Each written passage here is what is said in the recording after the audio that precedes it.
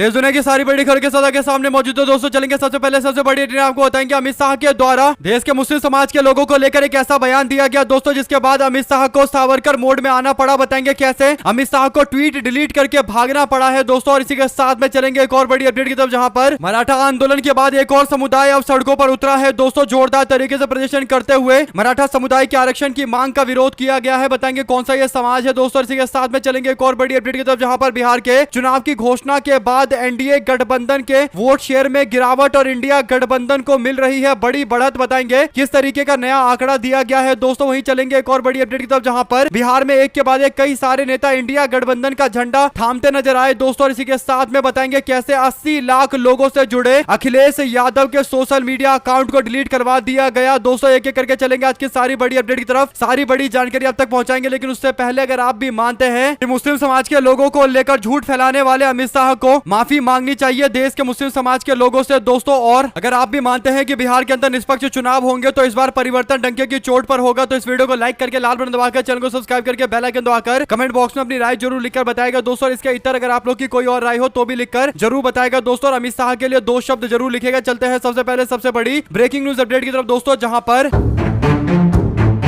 अभी से केवल 5 महीने के बाद पश्चिम बंगाल के अंदर विधानसभा के चुनाव होने वाले हैं दोस्तों। और पश्चिम बंगाल चुनाव में भारतीय जनता पार्टी हर चुनाव की तरह एक बार फिर से घुसपैठियों का मुद्दा बनाने की कोशिश कर रही है दोस्तों। बल्कि बिहार के चुनाव में भी सीमांचल क्षेत्र में बीजेपी के लोग घुसपैठी शब्दों का इस्तेमाल करते हुए कहीं ना कहीं असली मुद्दे से भटकाकर सांप्रदायिकता के आधार पर चुनाव लड़ने की कोशिश कर रहे हैं दोस्तों। आपको बता दें कि भारतीय जनता पार्टी के बड़े बड़े नेता भी इसी तरीके का बयान देकर चुनाव को घुसपैठियों के इर्द गिर्द रखने की कोशिश कर रहे हैं। ऐसे में अमित शाह बीते दिन दैनिक जागरण के एक कार्यक्रम में जाते हैं, जहां पर अमित शाह ने फिर वही घुसपैठी शब्द का जाप जपना शुरू कर दिया दोस्तों। अमित शाह ने दावा किया कि विपक्ष के लोगों को बताना चाहिए कि क्या वो एनआरसी के साथ में है या एनआरसी का विरोध करते हैं। और भी कई सारी बातें अमित शाह बोल रहे थे दोस्तों, यानी दैनिक जागरण के कार्यक्रम के दौरान अपना राजनीतिक एजेंडा सेट कर रहे थे। ऐसे में अमित शाह के द्वारा घुसपैठी शब्द का इस्तेमाल किए जाने के बीच उनका एक बयान ऐसा आया दोस्तों, जिसे अमित शाह के आधिकारिक सोशल मीडिया हैंडल पर शेयर किया गया दोस्तों। इसमें बताया गया कि अमित शाह ने अपने भाषण के दौरान कहा कि आजादी के बाद हुई जनगणनाओं में 1951 में हिंदू 84% हुआ करते थे, जो घटकर केवल 79% के आसपास 2011 में हो गए। और 2011 में मुस्लिम आबादी 14.2% हो गई। इसके बाद जो अमित शाह ने दावा कर दिया मुस्लिम समाज के लोगों को लेकर दोस्तों, वो अमित शाह के गले पड़ गया और अमित शाह को माफी मोड में आना पड़ा दोस्तों। आपको बता दें कि अमित शाह कह रहे थे कि भारत में मुस्लिम आबादी 24.6% हो गई है, यानी 2011 से लेकर अब तक मुस्लिम समाज की आबादी 24.6% हो गई है दोस्तों, यानी देश में लगभग 1/4 मुस्लिम आबादी हो गई है। यह दावा अमित शाह के अकाउंट से किया जा रहा था, अमित शाह के भाषण का हिस्सा बताकर। ऐसे में दोस्तों लोगों ने अमित शाह से सवाल करना शुरू कर दिया कि अमित शाह, ये जानकारी आपको किसने दी देश के अंदर? अभी तो सर्वे हुआ भी नहीं, 2021 में जो सर्वे होने वाला था वो तो 26-27 में होगा, तो ये आंकड़े आपको किसने दिए? इसके बाद दोस्तों जैसे ही अमित शाह ने पोस्ट किया, दक्षिणपंथी संगठन के लोगों को एक मौका मिल गया। और इसके बाद दोस्तों भारतीय जनता पार्टी के तेलंगाना के वरिष्ठ नेता और बीजेपी सरकार में केंद्र सरकार के मंत्री भी अमित शाह के बयान का इस्तेमाल करके हिंदू मुस्लिम करने की कोशिश करने लगे और भारी संख्या में मुस्लिम समाज के लोगों को घुसपैठी बताने लगे दोस्तों। और जमकर जब ये पोस्ट शेयर किए गए तो उसके बाद अमित शाह के सोशल मीडिया अकाउंट पर अचानक से देखा जाता है कि अमित शाह का किया गया पोस्ट डिलीट हो जाता है दोस्तों। यानी मुस्लिम समाज की आबादी 24.6% बताने के बाद वो पोस्ट को डिलीट कर लेते हैं, क्योंकि लोगों ने अमित शाह से सवाल पूछना शुरू कर दिया दोस्तों। अमित शाह के पास कोई जवाब नहीं था, यानी अचानक से सावरकर मोड में आकर माफी की मुद्रा में आ गए दोस्तों। और एक गृह मंत्री इस तरीके से देश के अंदर लोगों के बीच में अफवाह फैला रहा है दोस्तों, मुस्लिम आबादी को लेकर झूठे दावे कर रहा है। ये 24% आबादी का जो दावा अमित शाह कर रहे थे, अगर किसी अधिकारी ने उनको ये नंबर लिख कर दिया होगा दोस्तों, तो ये 24.6% ग्रोथ रेट होगा, यानी विकास दर होगा, ना कि असली आबादी होगी मुस्लिम समाज की। और ये छोटी सी बेसिक सी चीज है दोस्तों, जिसे मोड़कर अमित शाह कहीं ना कहीं देश में विवाद खड़ा करना चाहते हैं। 2 शब्द जरूर लिखकर बताएगा इस मामले को लेकर दोस्तों, और अमित शाह पर भी 2 शब्द जरूर लिखकर बताएगा अगर आप भी मानते हैं कि इसीलिए देश की आम जनता को पढ़े लिखे लोगों को वोट देना चाहिए, ताकि वो कम से कम ये पढ़ सके कि 24% है या 24% का ग्रोथ है। 2 शब्द जरूर लिखकर बताएगा दोस्तों। चलते हैं एक और अपडेट की तरफ, जहां पर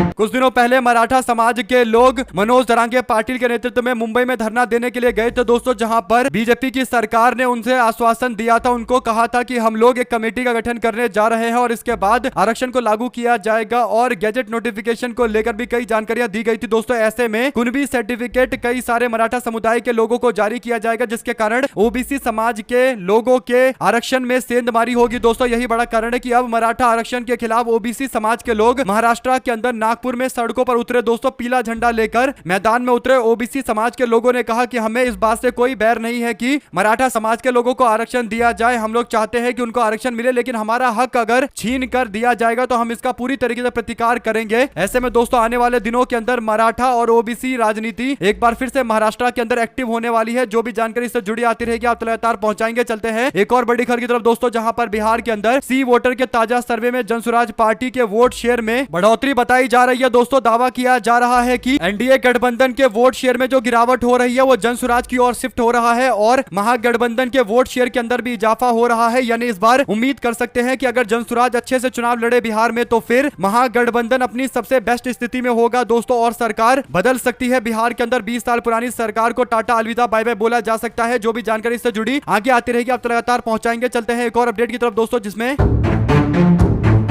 बिहार में वोट चोरी को लेकर अलग अलग तरीके के दावे चलते हैं दोस्तों। बिहार में हुई वोट चोरी के सबूत देते हुए कांग्रेस पार्टी की ओर से कहा गया कि कई सारे आंकड़े हैं। पहला की निर्वाचन क्षेत्र संख्या 228 में निर्वाचन क्षेत्र 12 चट्टी में पोलिंग बूथ नंबर 161 मकान नंबर 6 और वोटर की संख्या 877 पाई गई है, जबकि निर्वाचन क्षेत्र संख्या 144 के अंदर निर्वाचन क्षेत्र मटिहानी में पोलिंग बूथ संख्या 140 पर फर्जी मकान नंबर 4 पर 855 वोटर की संख्या देखी गई है। इसी तरीके से अलग अलग निर्वाचन क्षेत्र के आंकड़े दिए गए हैं और एक ही घर के नंबर पर मकान नंबर पर कितने कितने वोटर हैं दोस्तों। कहीं पर 846, कहीं 832, कहीं 829, कहीं 797, 778, 669, 665, 671, 600, 749 इस तरीके से चल रहा है दोस्तों। एकदम कहीं भी कुछ भी देखने को मिल रहा है। दो शब्द जरूर लिख कर बताएगा इस पूरे मामले पर। और अगर आप भी मानते हैं कि ये जो आंकड़े दे रही है कांग्रेस पार्टी चुनाव आयोग को, क्या दिखाई नहीं देता है? क्या उनको मोतियाबिंद हो चुका है? साथ दोस्तों बिहार के चुनावी समीकरण में इंडिया गठबंधन इस बार दो समुदाय के ऊपर सबसे ज्यादा फोकस किए हुए हैं। एक है बिहार में कुशवाहा समाज के लोग दोस्तों और दूसरे हैं भूमिहार समाज के लोग। इन दोनों को साथ में लाकर जिस तरीके से 24 के चुनाव में समीकरण में पूरी तरीके से बदलाव देखने को मिला दोस्तों और भारतीय जनता पार्टी के कई बड़े बड़े नेता चुनाव हार गए दोस्तों। 9 सीटें इंडिया अलायंस को जीतने को मिली। इसके पीछे बड़ा कारण यह था कि कुशवाहा समाज के ज्यादातर उम्मीदवार इंडिया गठबंधन ने मैदान में उतारे दोस्तों और कांग्रेस पार्टी की ओर से अति पिछड़ा वर्ग के लोगों को भी साधने का प्रयास किया गया और भूमिहार समाज के कई उम्मीदवार मैदान में उतारे गए। ऐसे में राष्ट्रीय जनता दल ने इस बार भूमिहार और कुशवाहा समाज के लोगों को अपने साथ में बड़े स्तर पर जोड़ा है दोस्तों। ऐसे में आरजेडी ने एक और बड़ा खेला करते हुए जेडीयू के पूर्व सांसद और पूर्णिया से 10 साल तक सांसद रहे जेडीयू के नेता संतोष कुशवाहा को अपनी पार्टी में शामिल करवाया है दोस्तों। जेडीयू के पूर्व विधायक राहुल शर्मा जो भूमिहार समाज से आते हैं उनको भी आरजेडी ने पार्टी में शामिल कराया है। साथ ही साथ दोस्तों जनता दल यूनाइटेड के बांका के सांसद गिरधारी प्रसाद यादव के बेटे चाणक्य प्रसाद रंजन को भी शामिल करवाया गया है दोस्तों। 2014 के चुनाव में संतोष कुशवाहा चुनाव लड़े थे जेडीयू के टिकट पर दोस्तों और जीत कर आए थे। मोदी लहर के बावजूद पूर्णिया में चुनाव जीत गए थे दोस्तों। और अब स्थिति यह है कि पूर्णिया के अंदर कांग्रेस पार्टी और राष्ट्रीय जनता दल के पास तीनों दिग्गज नेता है। बीना देवी है, संतोष कुशवाहा है और तीसरा पप्पू यादव है। तो उम्मीद कर सकते हैं दोस्तों कि पूर्णिया के चुनाव में इंडिया गठबंधन पूरी तरीके से जिले में क्लीन स्वीप करेगा। जो भी जानकारी इससे जुड़ी आती रहेगी आप लगातार अपडेट पहुंचाते रहेंगे। चलते हैं एक और अपडेट की तरफ, जिसमें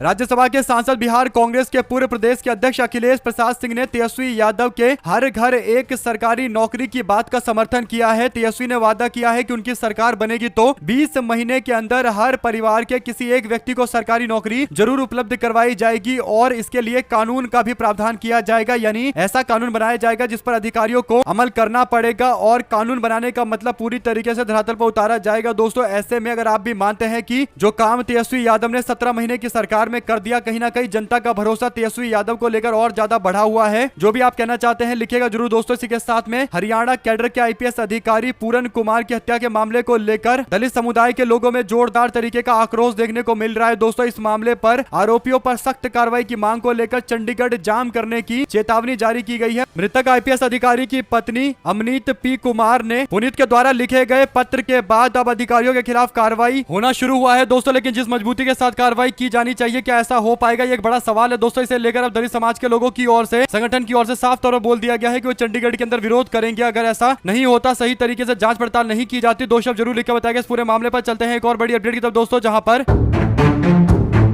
सपा सुप्रीमो अखिलेश यादव के 80 लाख लोगों के फॉलो किए जाने वाले सोशल मीडिया अकाउंट को डिलीट कर दिया गया है दोस्तों। यानी अखिलेश यादव का फेसबुक पर एक पेज था जिस पेज पर 80 लाख लोग फॉलो कर रहे थे और शाम को 6 बजे बीते दिन जानकारी देते हुए बताया जाता है कि उनका फेसबुक का पेज हटा दिया गया है। इसके पीछे कोई कारण नहीं दिया गया दोस्तों। इस मामले को लेकर समाजवादी पार्टी ने नाराजगी जताई है और बताया है कि किसके कहने पर ऐसा किया गया है, इसकी स्पष्ट जानकारी मिलनी चाहिए। यानी देश की नंबर 3 पार्टी के राष्ट्रीय अध्यक्ष अखिलेश यादव का सोशल मीडिया अकाउंट हटा दिया गया बिना कारण दोस्तों। इससे आप समझ सकते हैं कि कहीं ना कहीं कैसे भारत के अंदर विपक्ष की आवाज को दबाने के लिए हर तरीके के षड्यंत्र अपनाए जा रहे हैं। दो शब्द जरूर लिखकर बताइएगा दोस्तों और ज्यादा से ज्यादा वीडियो को शेयर कीजिएगा। चलते हैं एक और अपडेट की तरफ, जिसमें सुप्रीम कोर्ट में शुक्रवार को केंद्र शासित प्रदेश जम्मू और कश्मीर का पूर्ण राज्य का दर्जा बहाल करने की मांग वाली याचिका पर सुनवाई हुई दोस्तों। प्रधान न्यायाधीश BR गवई और न्यायमूर्ति के विनोद चंद्रन की पीठ ने मामले में जवाब दाखिल करने के लिए केंद्र सरकार को 4 हफ्ते का समय दिया। प्रधान न्यायाधीश BR गवई की अध्यक्षता वाली पीठ शिक्षाविद जहूर अहमद भट्ट और सामाजिक राजनीतिक कार्यकर्ता अहमद मलिक द्वारा दायर याचिकाओं सहित कई याचिकाओं पर सुनवाई की जा रही थी दोस्तों। केंद्र सरकार के आश्वासन पर अमल का आग्रह किया गया है याचिका में। ऐसे में केंद्र सरकार की ओर से पेश हुए सॉलिसिटर जनरल तुषार मेहता ने पीठ को बताया कि पिछले साल क्षेत्र में चुनाव शांतिपूर्ण ढंग से संपन्न कराए गए, लेकिन मौजूदा सुरक्षा चिंताओं और हाल में पहलगाम में हुए आतंकवादी हमलों के मद्देनजर राज्य का दर्जा बहाल करने के मुद्दे पर सरकार को और समय की जरूरत है, आवश्यकता है। हालांकि इस मामले पर सरकार की ओर से सुरक्षा का हवाला दिया जा रहा है दोस्तों, लेकिन सवाल ये उठता है कि जम्मू और कश्मीर तो हमेशा से बॉर्डर एरिया है, ऐसे में वहां पर सुरक्षा का आलम तो हमेशा लगभग इसी तरीके का रहेगा। तो फिर राज्य का जो दर्जा जो वादा किया गया था उस वादे को बीजेपी कब पूरा करेगी? कुल मिलाकर दोस्तों अगर आप भी मानते हैं कि कहीं ना कहीं भारतीय जनता पार्टी वादे से मुकरने के लिए इन सुरक्षा मामले का हवाला देने की कोशिश कर रही है, तो अपनी राय जरूर लिखकर बताएगा दोस्तों। चलते हैं एक और अपडेट की तरफ, जिसमें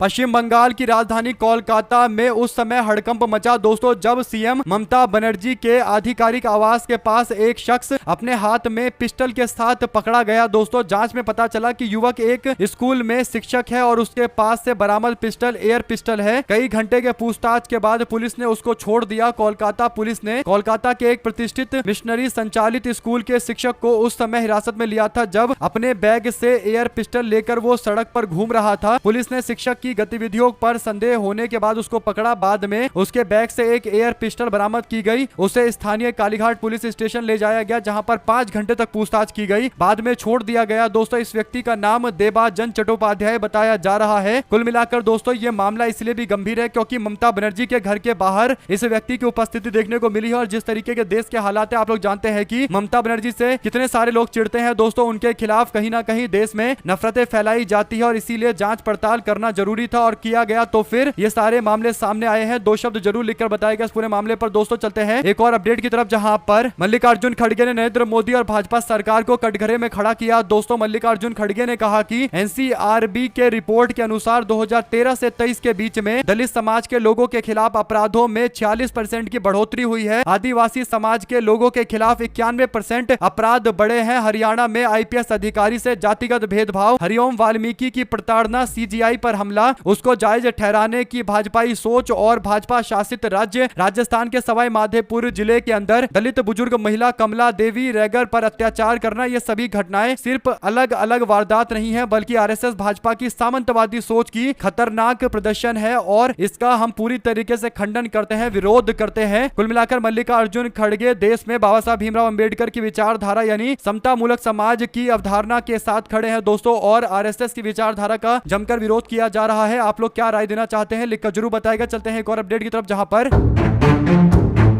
पूर्व भारतीय क्रिकेटर और पंजाब कांग्रेस के पूर्व अध्यक्ष नवजोत सिंह सिद्धू ने दिल्ली में कांग्रेस पार्टी की सांसद और वरिष्ठ नेत्री प्रियंका गांधी से मुलाकात की है दोस्तों। प्रियंका गांधी से वो मुलाकात करने तब पहुंचे जब प्रियंका गांधी वायनाड से बड़े दिनों के बाद दिल्ली वापस लौटी दोस्तों। नवजोत सिंह सिद्धू की पत्नी नवजोत कौर सिद्धू ने चुनाव लड़ने की घोषणा की थी। नवजोत कौर ने अमृतसर से विधानसभा चुनाव लड़ने का ऐलान किया है दोस्तों। इस बीच अचानक से नवजोत सिंह सिद्धू ने प्रियंका गांधी से मुलाकात किया है जिसके बाद अब कई तरीके के मायने निकल रहे हैं। सिद्धू ने सोशल मीडिया पर प्रियंका गांधी के साथ पोस्ट करते हुए लिखा कि अपने गुरु प्रकाश स्तंभ और मार्गदर्शक देवदूत से मुलाकात हुई, उनके और भाई राहुल के प्रति आभारी हूं, उन्होंने कठिन समय में मेरा साथ दिया। यानी प्रियंका गांधी को गुरु बताते हुए उन्होंने इन शब्दों का इस्तेमाल किया है। आप लोग इस पर क्या राय देना चाहते हैं दोस्तों? अपनी राय जरूर लिखकर बताएगा। और अगर आप भी मानते हैं कि पंजाब के अंदर नवजोत सिंह सिद्धू उस तरीके से सक्रिय नहीं है जैसे उनको होना चाहिए था, जिस हिसाब से उनका चेहरा है, जितना फेमस वो है, वैसा पार्टी को उन्होंने फायदा पहुंचाया नहीं है, लेकिन अब कांग्रेस को तय करना है कि उन्हें कहां पर रखा जाएगा। क्या उनको नेतृत्व की स्थिति में रखा जाएगा या फिर एक कार्यकर्ता के तौर पर अभी काम लिया जाएगा? जो भी जानकारी आएगी आप लगातार पहुंचाएंगे। दोस्तों चलते हैं एक और अपडेट की तरफ, जहां पर जनता दल यूनाइटेड के दिग्गज भूमिहार नेता और हाल फिलहाल में विधायकी छोड़कर लौटे संजीव कुमार ने ऐलान किया है कि वो अपने विधानसभा क्षेत्र परबत्ता के सभी लोगों से आग्रह करते हैं कि नामांकन के दिन विशाल जनसभा का आयोजन किया जाएगा। वे लोग सब इसमें शामिल हो और अपनी शक्ति प्रदर्शन करें। परबत्ता विधानसभा सीट इस बार राष्ट्रीय जनता दल के लिए काफी ज्यादा जरूरी है जीतनी दोस्तों, और आरजेडी ने इस बार संजीव कुमार पर दाव लगाने का फैसला लिया है, जो वर्तमान में विधायक भी हैं और जेडीयू से अलग हो गए थे। 14 तारीख को देखते हैं दोस्तों कि क्या तेजस्वी यादव भी इसमें शामिल होंगे। उनकी ओर से पोस्टर शेयर किया गया है। नामांकन सह विशाल जनसभा में लोगों को आने के लिए बोलते हुए कहा गया कि नामांकन जन जन की आस का, परबत्ता के विश्वास का। अब देखते हैं उनके लिए किस तरीके की भीड़ आती है दोस्तों। हालांकि जब उनकी ज्वाइनिंग आरजेडी में हुई थी तो भारी संख्या में लोगों का हुजूम देखने को मिला था। साथ साथ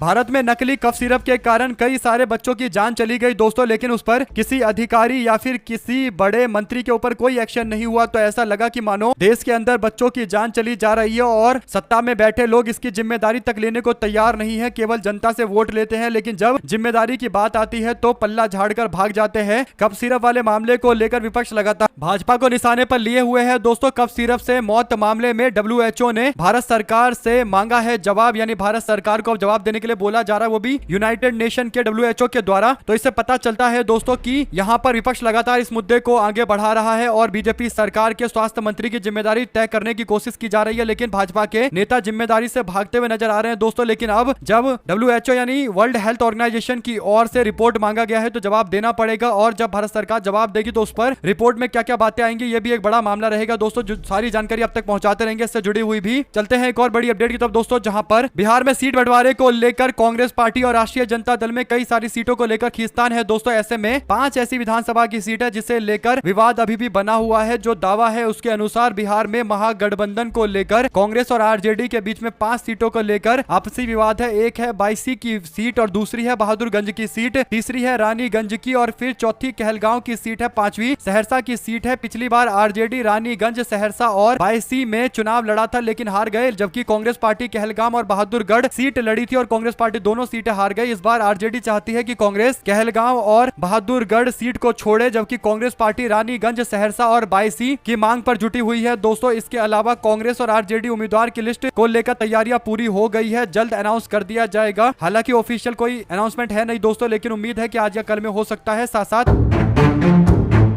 मणिपुर को लेकर ऐसे ऐसे सवाल उपजते रहते हैं दोस्तों जिसका जवाब कई सारे बड़े लोगों के पास भी नहीं है। दरअसल मणिपुर में एक ऐसा मामला, एक ऐसा आरोप लगा है दोस्तों जिसका जवाब भाजपा सरकार के लोग नहीं दे पा रहे हैं। दरअसल मणिपुर के मैतेई समाज से आने वाले बिमोल अकोईजाम जो कांग्रेस पार्टी के टिकट पर मणिपुर में चुनाव लड़े थे, सांसद बने थे दोस्तों, उन्होंने एक गंभीर आरोप लगाया। बिमोल कहते हैं कि मणिपुर में केंद्र द्वारा प्रायोजित योजना जल जीवन मिशन के तहत कई 100 करोड़ रुपए का घोटाला हुआ है। जल शक्ति मंत्रालय के आंकड़े से दावा करते हुए कहते हैं कि मणिपुर में लगभग 80% ग्रामीण घरों में नल का पानी पहुंचाया जा चुका है, लेकिन जमीनी स्तर पर कुछ भी नहीं हुआ। उन्होंने कहा कि जमकर लूट मचाई गई है, इस योजना में केवल लूट ही लूट है। बिमोल के द्वारा उठाए गए सवालों का जवाब भी बीजेपी वालों के पास नहीं है दोस्तों, लेकिन भाजपा की सरकार अभी राज्य में नहीं है, केंद्र से ही बीजेपी की सरकार मणिपुर में ऑपरेट हो रही है। तो इसका मतलब कहीं ना कहीं आगे आने वाले चुनाव में क्या अमित शाह और मोदी आकर मणिपुर के लोगों को इस तरीके के भ्रष्टाचार के आरोप का जवाब देंगे, लिखेगा जरूर दोस्तों। चलते हैं एक और अपडेट की तरफ, जिसमें बिहार चुनाव के मद्देनजर राजनीतिक खेमे में एक बार फिर से बड़ा उलटफेर देखने को मिला है। सूत्रों के अनुसार बाहुबली नेता सूरजभान सिंह का परिवार राष्ट्रीय जनता दल में शामिल होने जा रहा है। इस घटनाक्रम से मोकामा सीट पर सियासी समीकरण पूरी तरीके से बदलने की स्थिति है दोस्तों। हालांकि इन खबरों को लेकर पशुपति पारस की पार्टी अपनी प्रतिक्रिया दे रही है। रालोजपा के राष्ट्रीय प्रवक्ता श्रवण अग्रवाल ने कहा कि सूरजभान सिंह स्वर्गीय रामविलास पासवान के सिद्धांत पर चलने वाले में से एक है, वो कभी किसी दूसरी पार्टी में शामिल नहीं होंगे। ऐसे में दोस्तों अगर सूरजभान सिंह पलटी मारते हैं और कांग्रेस के साथ या राष्ट्रीय जनता दल के साथ में आते हैं तो फिर मोकामा की सीट पर भारतीय जनता पार्टी और जेडीयू के संयुक्त उम्मीदवार के तौर पर मैदान में उतरने वाले अनंत सिंह को लेकर एक बड़ी चुनौती पेश की जा सकती है। जो भी जानकारी इससे जुड़ी आती रहेगी दोस्तों आप तक लगातार पहुंचाते रहेंगे। चलते हैं एक और अपडेट की तरफ, जहां पर यूपी विधानसभा चुनाव के मद्देनजर अजय राय कांग्रेस पार्टी के प्रदेश अध्यक्ष ने बड़ी घोषणा करते हुए कहा कि वो सभी 11 सीटों पर अपनी पार्टी कांग्रेस को लड़ाएंगे। उत्तर प्रदेश कांग्रेस के अध्यक्ष अजय राय ने शुक्रवार को बीते दिन प्रेस कॉन्फ्रेंस आयोजित की और इस दौरान विधान परिषद में आगामी चुनाव को लेकर महत्वपूर्ण घोषणाएं की है और कहा है कि विधानसभा चुनाव से पहले ये जो एमएलसी के चुनाव हो रहे हैं 11 सीटों पर, पार्टी सारे के सारे सीटों पर चुनाव लड़ेगी। इस बार कोई कॉम्प्रोमाइज नहीं किया जाएगा और पंचायत चुनाव भी सारी सीटों पर कांग्रेस पार्टी लड़ना चाहती है। तो समाजवादी पार्टी और कांग्रेस के बीच में अभी गठबंधन को लेकर कोई चर्चा नहीं है दोस्तों। दोनों अपनी अपनी ताकत आजमाना चाहते हैं, संगठन का विस्तार करना चाहते हैं, इससे दोनों पार्टियों को फायदा मिलेगा। इसीलिए पंचायत चुनाव भी दोनों पार्टियां अलग अलग लड़ेंगी। जो भी जानकारी जुड़ी हुई उत्तर प्रदेश से सामने आएगी दोस्तों आप तक लगातार पहुंचाते रहेंगे। चलते हैं एक और अपडेट की तरफ, जिसमें